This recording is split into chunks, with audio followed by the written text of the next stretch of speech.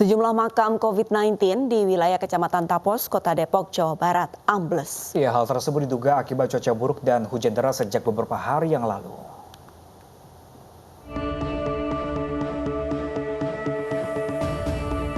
Beginilah kondisi sejumlah makam COVID-19 yang ambles serta alami keretakan di tempat pemakaman Tapos, Depok, Jawa Barat. Petugas pemakaman langsung memperbaiki sejumlah makam dengan alat seadanya. Camat Tapos, Anwar Nasihin membenarkan adanya kejadian makam COVID-19 yang ambles. Dari 11 makam yang ambles ada 7 makam yang rusak parah.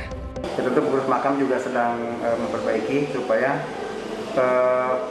kontur tanahnya juga semakin padat gitu. Karena faktor hujan, debit hujan yang tinggi sih diantaranya. Itu terjadi sejak kapan, Pak? Kemarin juga belum sih, pas dua hari ini mungkin lah. Pas debit hujan itu agak tinggi. Ada sekitar berapa Pak yang ambles, Pak? Sedang pengecekan gitu ya. Tapi yang kelihatan banget sih mungkin sekitar 7-8 lah dari kurang lebih 11. Meski sudah ada perbaikan pada sejumlah makam, namun tidak menutup kemungkinan hal serupa dapat terjadi lagi akibat hujan deras yang masih melanda di wilayah ini. Dari Depok, Jawa Barat, Iyung Rizky, iNews melaporkan. Pemirsa, Panglima TNI Marsikal TNI Hadi Cahyanto beserta Kapolri Jenderal Listio Sigit Prabowo meninjau langsung pelaksanaan protokol kesehatan di pasar tradisional Badung, Bali. Dalam kunjungannya ke Bali, Panglima TNI dan Kapolri memastikan pelaksanaan disiplin protokol kesehatan di Pulau Dewata, Bali. Panglima TNI dan Kapolri meminta masyarakat disiplin menerapkan 3M, memakai masker, menjaga jarak dan mencuci tangan. Masyarakat juga diperbolehkan memanfaatkan alat-alat tes rapid yang ada di posko-posko TNI Polri, khususnya pengunjung pasar untuk memutus mata rantai penularan COVID-19. Dan kita harapkan disiplin protokol kesehatan terus dipertahankan. Karena sepanjang perjalanan dari bandara ke pasar ini saya lihat dengan Pak Gubernur dan Pak Kapolri, semuanya disiplin. Hanya permasalahan yang kedua dan ketiga lah yang harus kita dalami. Disiplin sudah menggunakan masker, yang kedua apakah benar penggunaannya, dan yang ketiga apakah standar maskernya. Presiden Joko Widodo meninjau pelaksanaan vaksinasi massal terhadap ribuan tenaga kesehatan di Istora Senayan, Jakarta. Presiden didampingi Menteri Kesehatan Budi Gunadi Sadikin. Didampingi Menteri Kesehatan Budi Gunadi Sadikin, Presiden Joko Widodo tiba di Istora Senayan untuk memantau vaksinasi massal terhadap ribuan tenaga kesehatan. Presiden berkeliling memantau alur vaksinasi mulai dari proses registrasi hingga penyuntikan. Tidak hanya itu, Presiden juga nampak menyapa beberapa vaksinator yang tengah bertugas di lokasi. Diketahui, dalam vaksinasi massal perdana ini, sebanyak 6.000 tenaga kesehatan DKI Jakarta ditargetkan dapat menerima suntikan vaksin COVID-19. Pelaksanaan vaksinasi ini ditujukan untuk tenaga kesehatan di DKI yang belum mendapatkan vaksin. Kementerian Keuangan membantah isu penurunan insentif untuk tenaga medis. Kementerian Keuangan memastikan anggaran penanganan COVID-19 di tahun 2021 terus ditambahkan.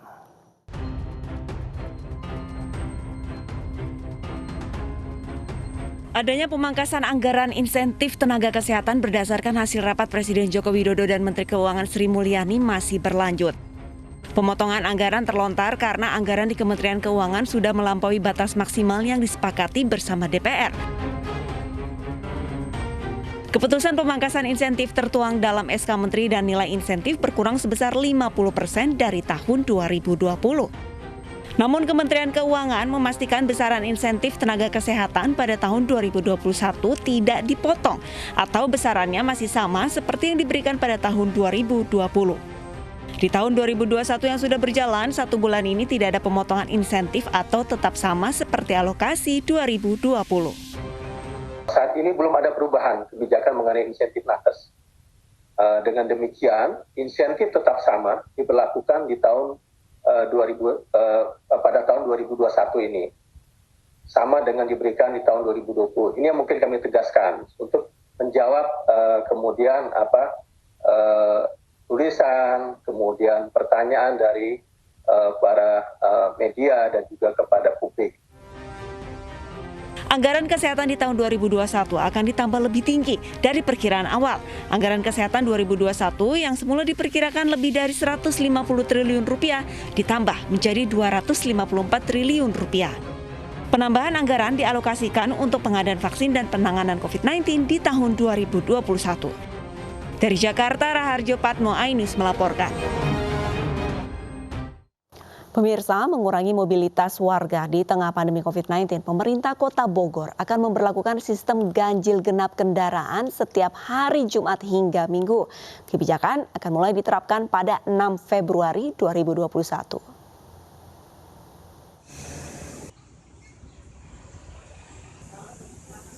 Pemerintah Kota Bogor dan Polresta Bogor sepakat menerapkan sistem ganjil genap di semua ruas jalan Kota Bogor untuk kendaraan pribadi. Kebijakan ganjil genap untuk mengurangi mobilitas warga di tengah pandemi COVID-19 berlaku setiap hari Jumat hingga Minggu. Kebijakan ini akan berlaku pada Sabtu 6 Februari 2021. Untuk hari Jumat, pemerintah Kota Bogor dan Polresta Bogor masih akan melakukan sosialisasi. Untuk diberlakukan kebijakan ganjil genap di Kota Bogor untuk hari Jumat, Sabtu, dan Minggu selama 14 hari ke depan. Akan diberlakukan ganjil genap. Artinya hanya mobil yang berplat akhir. Ya. Yang akhirnya genap misalnya dibolehkan di hari tanggal genap, ya, kira-kira begitu. Namun tentunya kita memahami bahwa perlu ada proses sosialisasi. Ya, besok, hari ini kita akan sosialisasikan mulai, besok juga masih sosialisasi sehingga Sabtu Minggu seluruh mobil bisa mematuhi ini. Itu akan kami berlakukan dan akan ada checkpoint. Checkpoint akan kami berlakukan untuk melakukan pemeriksaan termasuk juga untuk memutarkan kendaraan untuk tidak masuk ke Kota Bogor. Bima Arya menyatakan kebijakan ganjil genap diterapkan untuk membatasi mobilitas warga di tengah pandemi COVID-19. Data terakhir Satgas COVID-19 Kota Bogor pada 2 Februari 2021, kasus positif COVID-19 mencapai 8.933 dengan jumlah pasien sembuh 7.272 dan meninggal dunia 164 orang. Tim Liputan iNews melaporkan. Sementara itu pemirsa, untuk mendisiplinkan warga berlalu lintas, Korlantas Polri akan memperluas penerapan tilang elektronik. Korlantas Polri menargetkan 19 Polda akan menerapkan tilang elektronik.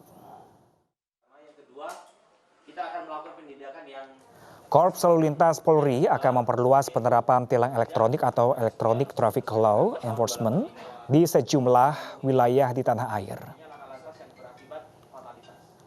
Selain merupakan program 100 hari kerja Kapolri baru Jenderal Polisi Listio Sigit, penerapan tilang elektronik diyakini dapat menekan pelanggaran hingga 40%. Dalam 100 hari kerja, Korlantas Polri menargetkan 19 Polda sudah memperlakukan tilang elektronik.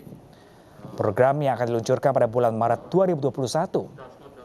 Dan pemirsa, sudah ada 6 Polda yang wilayahnya siap diterapkan sistem tilang elektronik, yakni Polda Metro Jaya Jawa Timur, Jawa Tengah, Jawa Barat, dan Daerah Istimewa Yogyakarta. Sekitar 19 Polda yang akan kita lakukan. Dan kemudian di tahap pertama ini rencana akan kita launching di bulan Maret. Yang Polda-Polda yang sudah siap, ini antara lain ada 5 Polda dan beberapa di tahap Polres jajaran. Dengan demikian harapan kita secara bertahap nanti program 100 hari Bapak Kapolri ini kita bisa capai nanti sampai target kita 19 Polda.